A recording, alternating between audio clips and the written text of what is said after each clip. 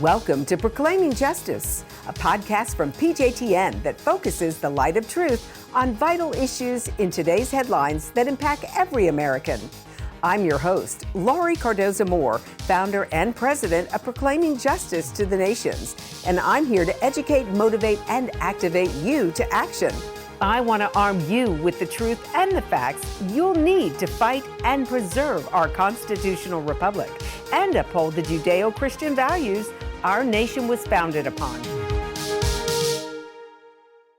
Welcome to Proclaiming Justice, a PJTN podcast, and I'm your host, Laurie Cardoza-Moore.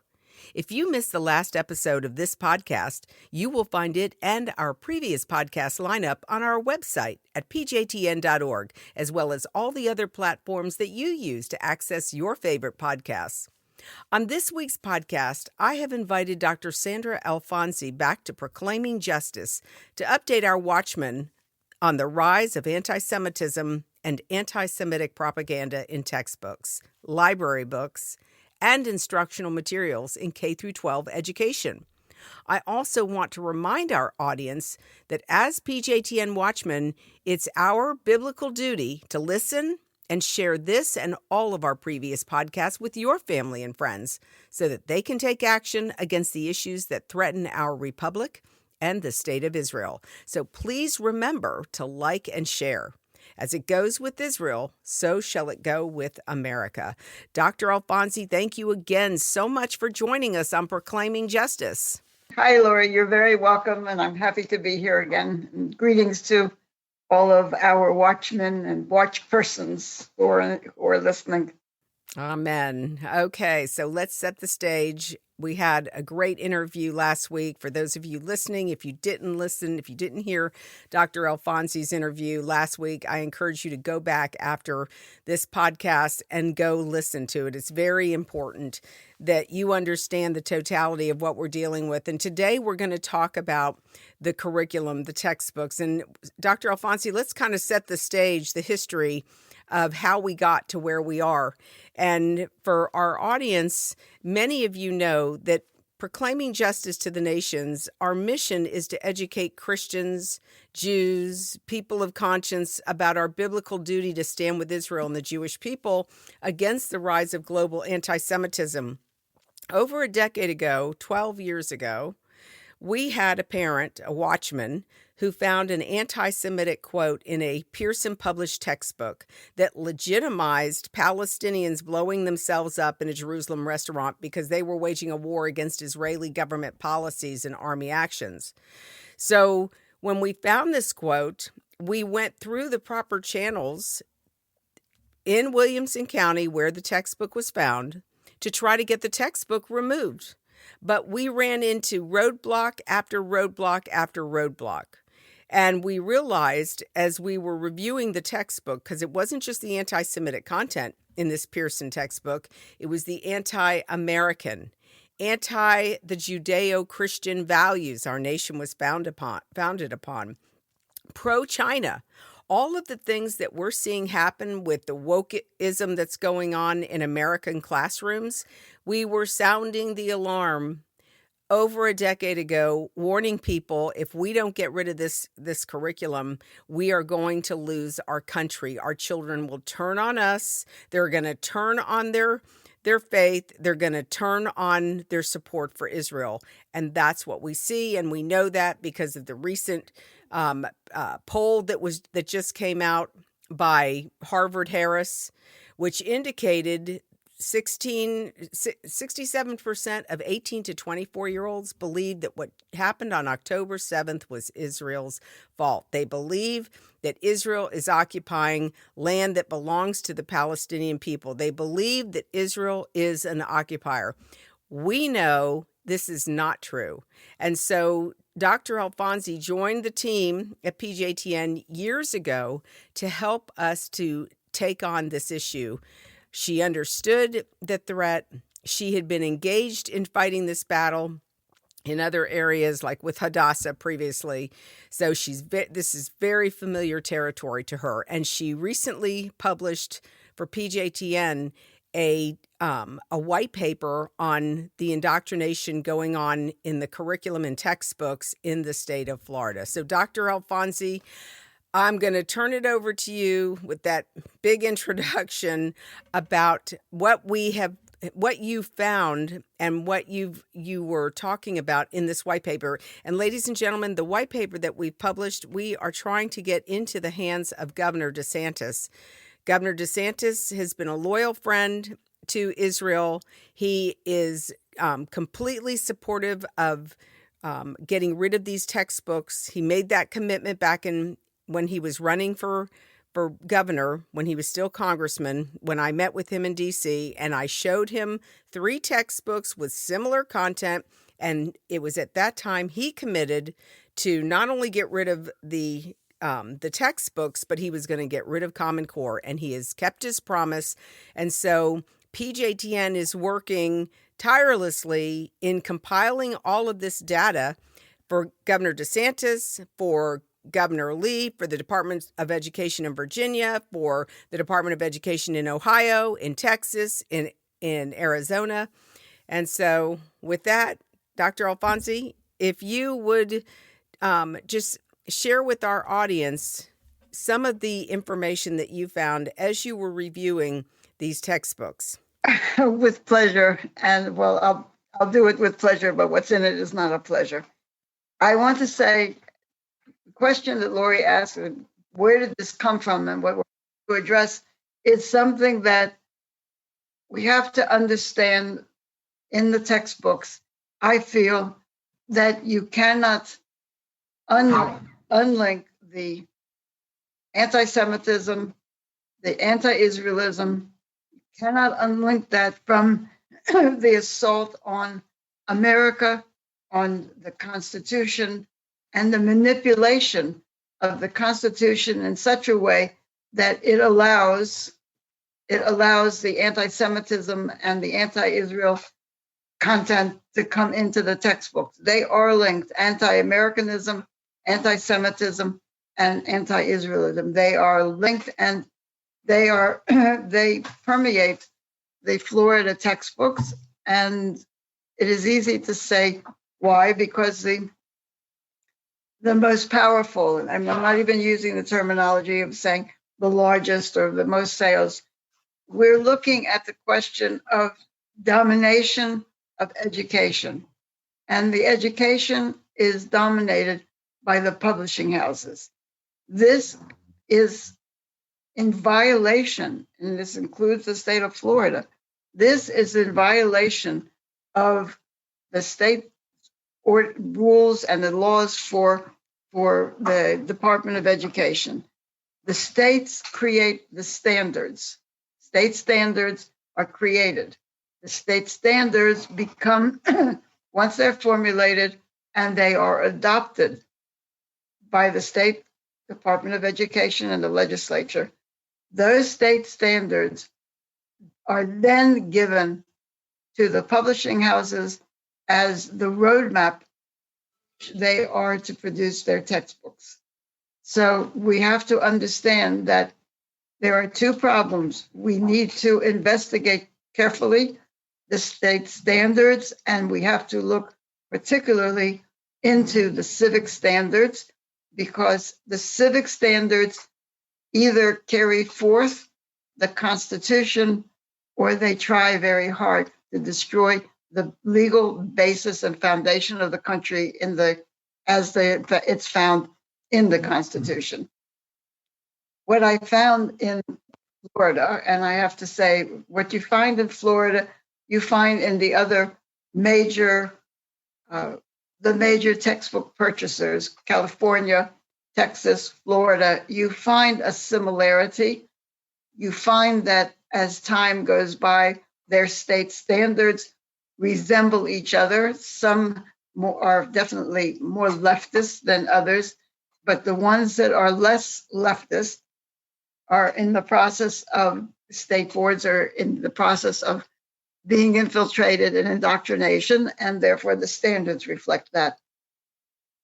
To understand and base it on Florida, because that's what we're doing,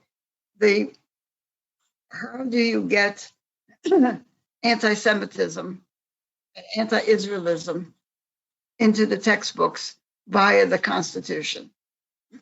Excuse me. If you think about the question, you realize that the Constitution provides the law of the land which protects, and that's what it does.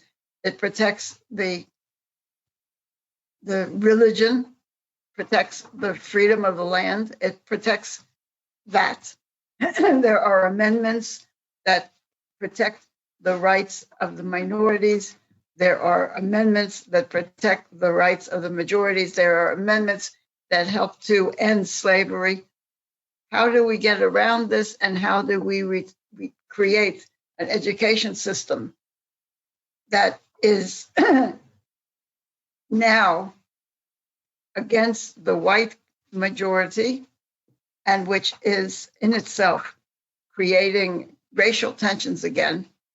We change how the Constitution is taught. And that is, if you look at what dominates, and it's painful to say that the education system of a state like Florida is dominated by critical race theory, right. CRT, by DEI, diversity, equity, and inclusion, by organizational education. And what I mean by that is, if I would say to you, as I'm doing, Black Lives Matter, that's fine. That's an organization. But how is it a organizational force in education?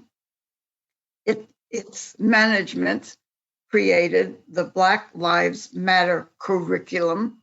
The state boards of education, including Florida, the Department of Education, has included in its education system a Black Lives Matter. In some states, it's a day, Black Lives Matter Day. Florida has a Black Lives Matter week where they study this.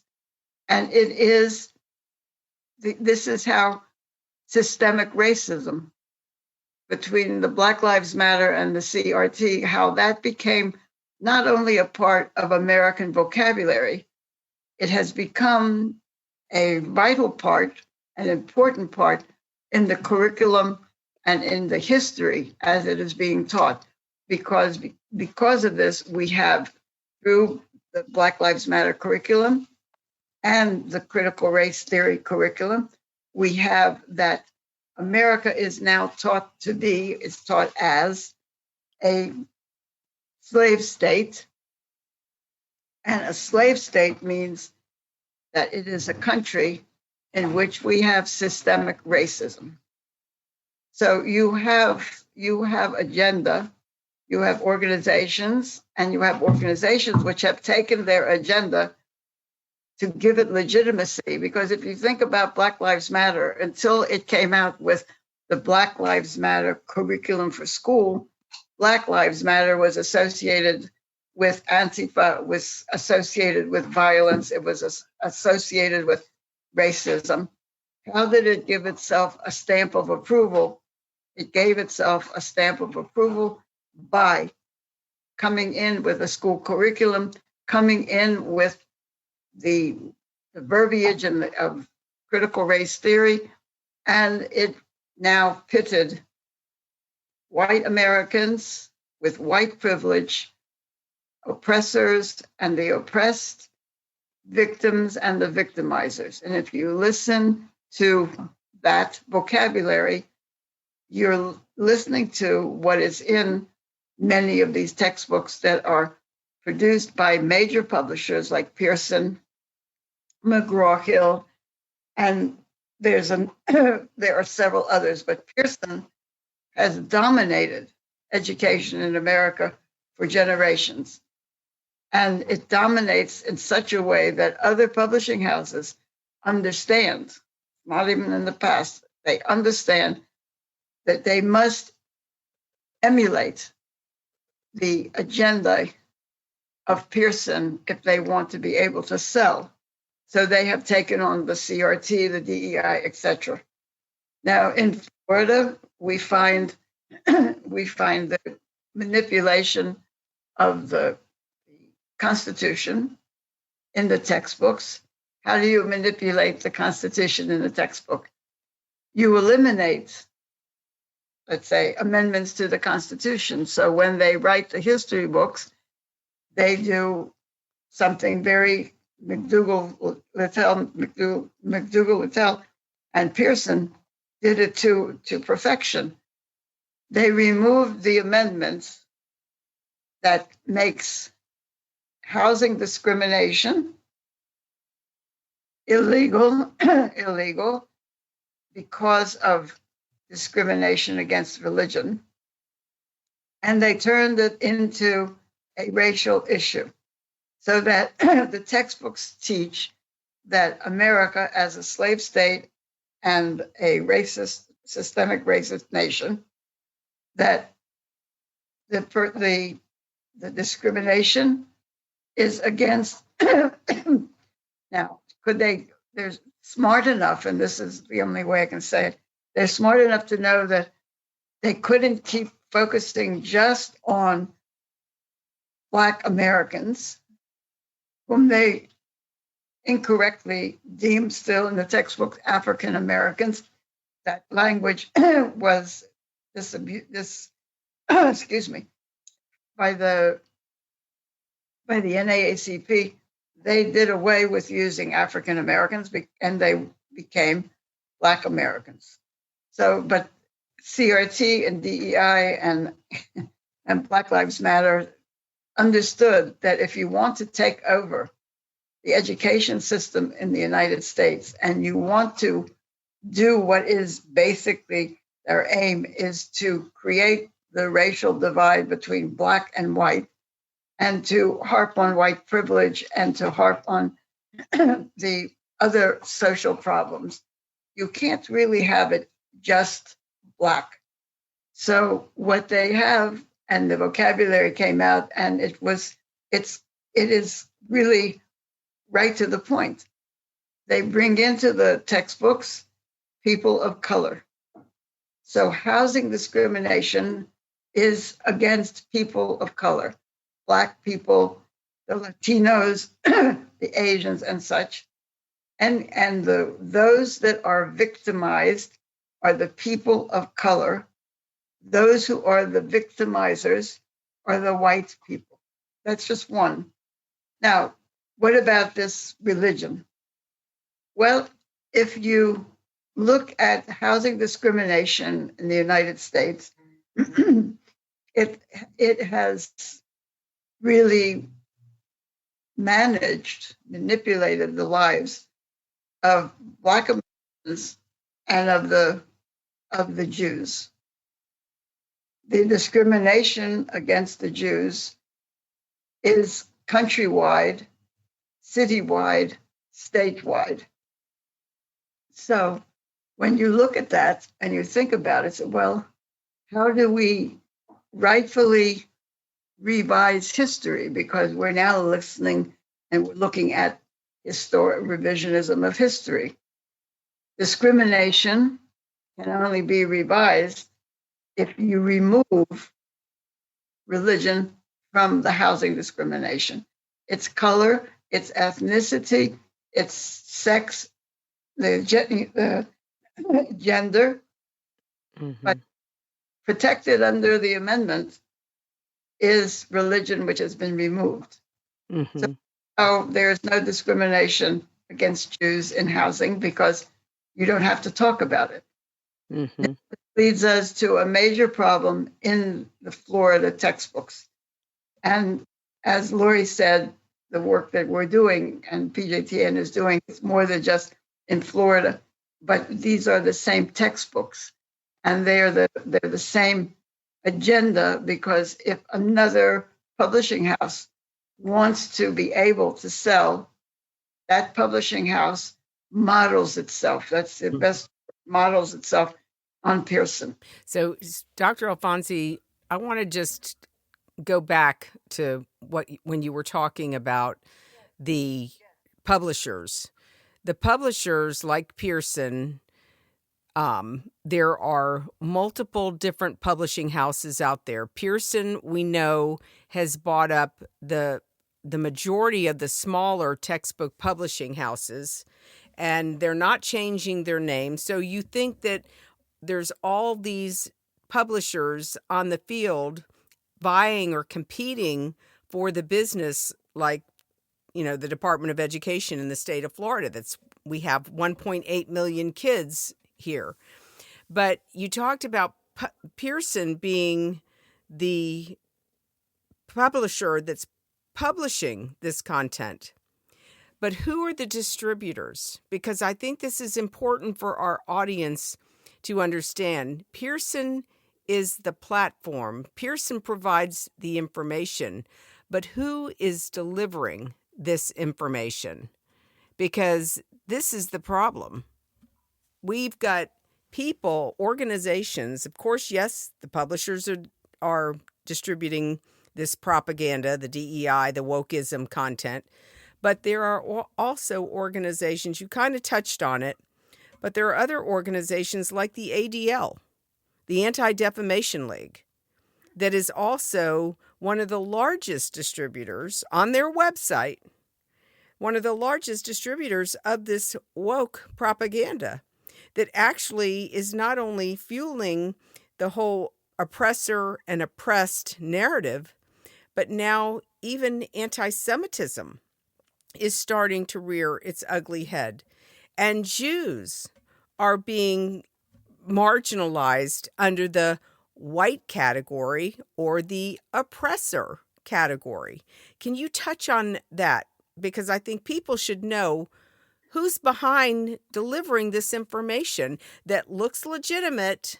It looks like a legitimate organization. We all grew up with ADL, and ADL has always been there to fight anti-Semitism, but it's changed. It's changed tremendously because these organizations, in order to have donors, in order to have funders, and in order to have ratings, have to pick up the popular agenda. That's first of all. That the ADL, which was created really to fight anti-Semitism, has morphed into an organization which, instead of fighting anti-Semitism, fights racial inequity. Under that, they are able to promote any type of an agenda, and most of the agenda that they do promote may fight inequity in in other minorities, but if we look at the history and if we look at the vocabulary, Jews are not identified as a minority. The United States has been very careful not to identify the Jews as a minority. They don't know whether we're an ethnic group or we are a race or we're just a religion, but they have managed to keep us out of the one category which would actually protect us, and that is the category, of a minority. They keep us out. This is the ADL included, which I think we have to admit that there are two organizations that were created for a specific task and purpose. One is the ADL and the other is the NAACP. They have both sold out, as far as I'm concerned, their mission statement. And in doing so, they have harmed their own. Excuse me. And we have to know that the NAACP disenfranchised itself from its Jewish supporters, including those.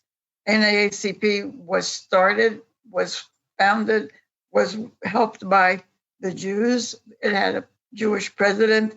It had Jewish lawyers. And it was with the Jews that they were able to fight the lynching in the United States. But they have disenfranchised them, and they have allied themselves with social revolutionaries just as the ADL has disenfranchised itself with the ZOA and has aligned itself with J Street. We have to look at the political maneuverings of both ADL and the NAACP to understand it. And as for looking at the Jews as a minority, we have not been described as such, because that would give us all of the same protections that are being demanded for everyone else. But why not for us? Because we have in the United States, everyone says it's systemic racism. I believe now, from what I have done more and more in the textbooks and what is going on, we have systemic anti-Semitism in the United States.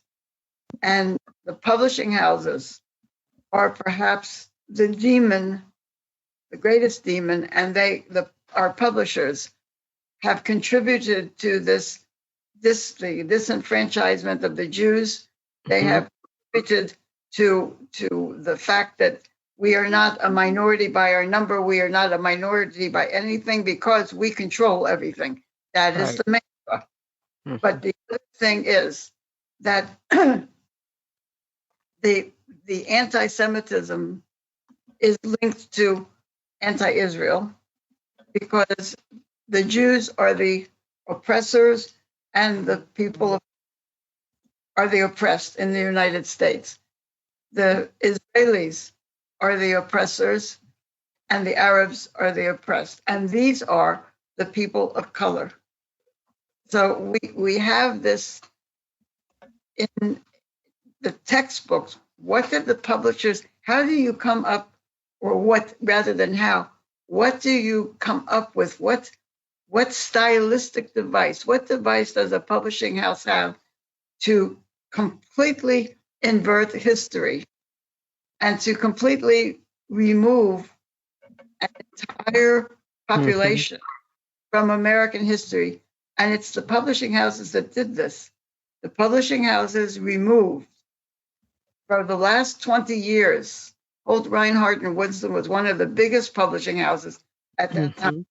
And they were at the base of this elimination of the contributions of the Jewish people to American history and society.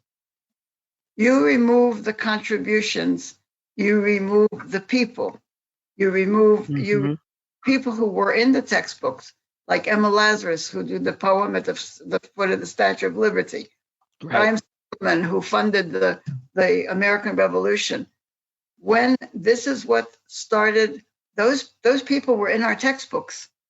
They were in our textbooks until the time came about when it was no longer anything pro-Jewish, when the immigration of the Eastern European Jews, when they came in fleeing pogroms, they were seeking freedom, but they seeking to make life here. But all of a sudden, all the signs of what the immigrants, and they weren't illegal, not migrants, they were legal immigrants to the United States, the proof of how they acclimated, the proof of how they contributed to the United States, all of that was written out of the textbooks. And as you write out the people, you write the ethnic group, and you create, and this is what I used to, I was uneasy about the comparison, but I'm no longer uneasy about the comparison. They have created a Judenrein textbook, and that is Holocaust vocabulary, Jew-free, coming from Auschwitz. But that is what the publishing houses settled on as this means to disenfranchise and delegitimize the American Jewish community. A lot of the problems with the American Jewish community now, with their bending to the left or their denying certain things about Israel, it is, and it's not an excuse because I don't think it should have been done. But when you realize that they have become disenfranchised and that they have disappeared out of the textbooks, and that everything that the Jewish people ever did for America has been eliminated, there it creates a disenfranchisement that is enormous, and that is in these textbooks. So that when for K through 12, when you're in a classroom, you are not part of the classroom, because while you are studying, you are not included in the history of this country. Mm-hmm. And then when you go in the history books and you go to the history of the Holocaust, you see in Pearson, in the 2018 or 2019, where Pearson publishers put together that in Germany, the Jews were enemy of the state. Mm-hmm. That is what Pearson brought into the United States, is the Jews as enemy of the Republic. Mm-hmm. The changes to how the Constitution protected Jews. We have rights as citizens. Suddenly, we have no presence. We have no identity. Mm-hmm. In the case of the housing discrimination, was the first time I had seen actually in writing where a constitutional amendment was given in a textbook by Pearson and McDougall, that the discrimination against religion by religion was eliminated, not by the Constitution and another amendment, but by the publishing houses. And it was allowed to pass. So that is what I think. And well, it also is an example or obvious what is fueling the anti-Semitism that we see today. When we leave out the narrative of the role that Jews have played in the founding, and we can go back to the Bible. We can go back to the first 5 books of Moses. We can go back to the Torah, where our government, our form of government, was established in the Torah of Moses, in the first 5 books. It's all laid out there. If we don't teach the role that the Hebrew Bible played in the founding of our country, if we don't teach the role that the Hebrew Bible played in the drafting of our founding documents, if we don't teach the role that the Hebrew Bible played in our structure and form of government, even our electoral system, then we will believe that Israel will believe the lies that are coming out of the protocols of the learned elders of Zion that is coming back. We will fall for the lies that the Jews are part of some global conspiracy to take over the world, when in reality, it's Israel. God has called Israel to be a light to the nations of the world. That's totally contrary to what we have seen being spoken of by Israel. And even within the Christian world, even within Christians, I see Christians reciting this statement.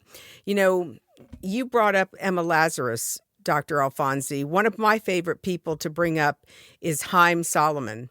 Haim Solomon bankrolled the American Revolution, and if he had not invested all of his wealth and given it to George Washington for his soldiers, we would not be the United States that we are. That man died without a dime to his name. He gave everything he had. There was no money left for his family either. He is part of the family of the United States, and yet he is buried in strange grounds. Let's put it that way. Mm-hmm. Mm-hmm. The other thing I want to add to what you were saying about the Judeo-Christian concept and it not being in the standards, and it's not being taught, we have to acknowledge that this is also part of the battle against Christian anti-Semitism. Mm-hmm. It's a two-part battle, because it's a battle against Christian anti-Semitism, and the Judeo-Christian part is a battle against Islamic Mm-hmm. anti-Christian and anti-Semitism, because John Esposito from Georgetown University said, no, America was not founded on the Judeo-Christian. It was founded on the Judeo-Christian Islamic tradition, which is a lie. A lie. But we have to understand that there's a large, when I say large, numerically I don't know, so it's not that, but there's an impressive segment of the Christian world which acknowledges the New Testament and says that Judaism ended when the New Testament came about.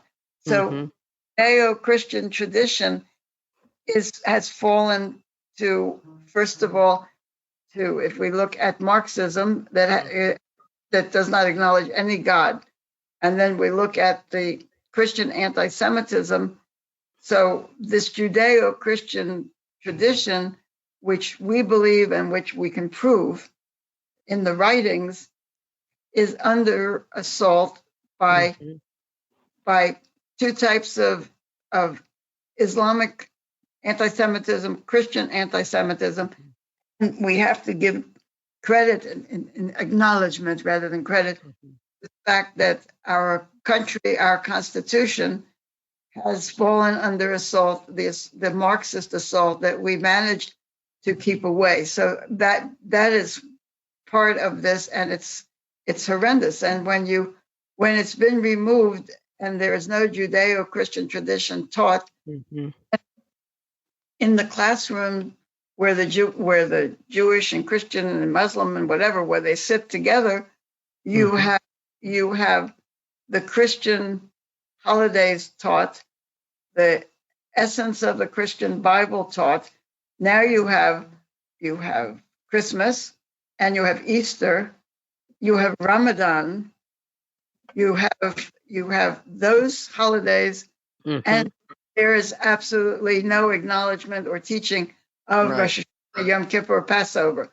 So this is what it means to disappear.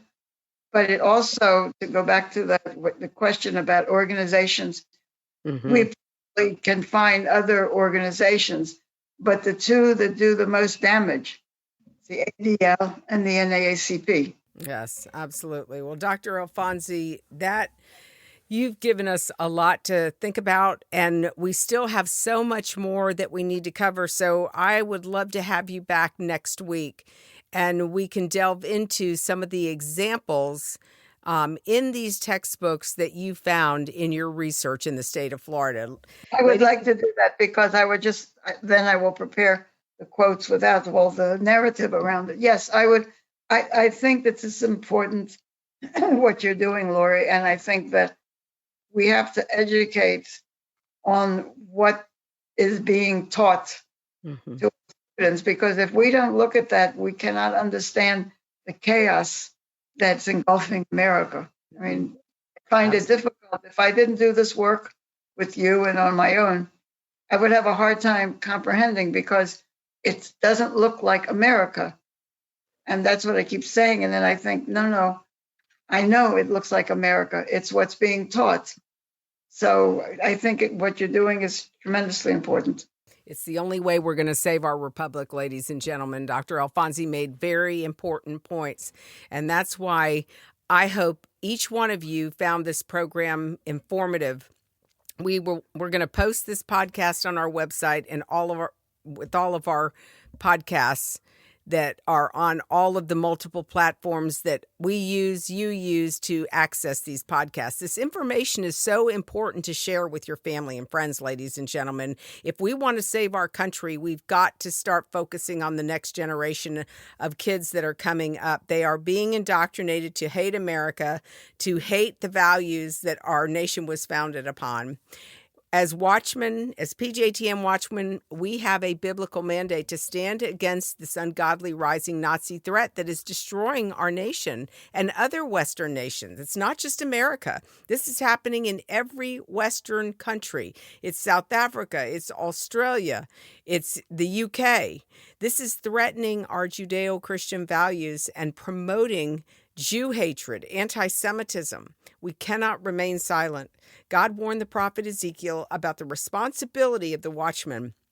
And as a watchman, you can sound the alarm and warn others by simply sharing this podcast with your family and friends. So please share and like to help us sound the alarm in your community. Remember, Dietrich Bonhoeffer told us, silence in the face of evil is itself evil. God will not hold us guiltless. Not to speak is to speak. Not to act is to act. Don't forget to join us for next week's podcast as we continue this conversation with Dr. Alfonsi about combating the rise of anti-Semitism and taking back local control of our communities and our children's education.